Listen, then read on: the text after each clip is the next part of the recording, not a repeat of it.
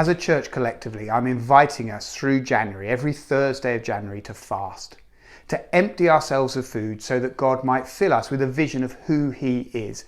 That the most important thing that can happen to us in this first month of the year is we see God clearly. And so often how something starts is how it's going to continue. If we get this first month right, we'll get the rest of the year right. As one body, a church together, and as individuals. I want to draw your attention as you fast this week to Revelation chapter 1, sentences 12 to 18. The vision that John has of Jesus in all of His sovereign power. And it's so important that our eyes are filled with this sovereign, powerful Jesus who we're going to fear more than anyone else if we're going to be brave and courageous and gutsy living for Him in this world.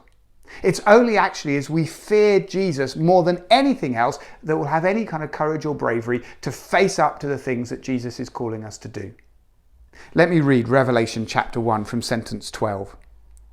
This is John speaking.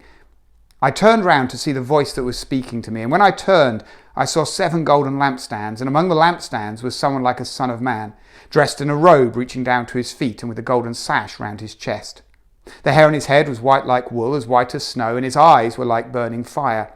His feet were like bronze glowing in a furnace, and his voice was like the sound of rushing waters, and in his right hand he held 7 stars, and coming out of his mouth was a sharp double-edged sword.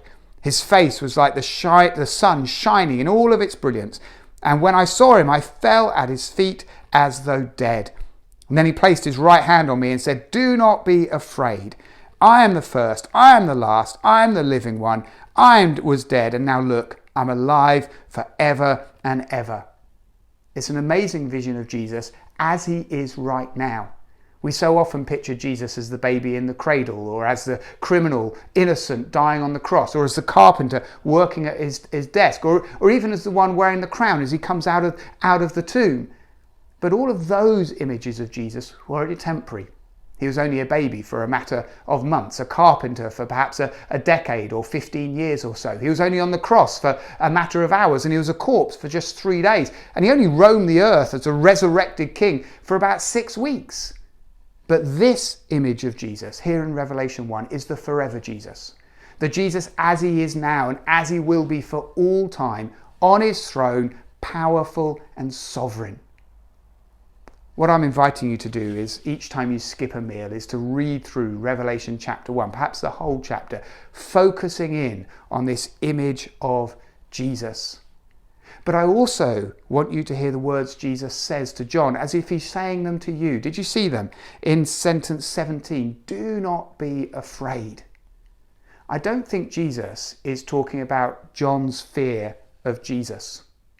I think Jesus is saying that, John, now you've seen my magnificence, now you've seen my sovereign power, do not be afraid of what the world is doing to you. John was on Patmos in prison, Alcatraz-like imprisonment. He should have been terrified.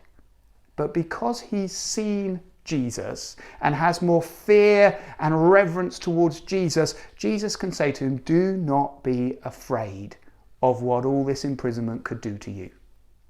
It's only as we see Jesus, as He is in Revelation 1, that we'll be able to hear Him say to us, do not be afraid of what's happening in the world around you or what I'm calling you to do. So skip your meals, read this passage, fear Him more than anyone else, and listen to what He's saying to you.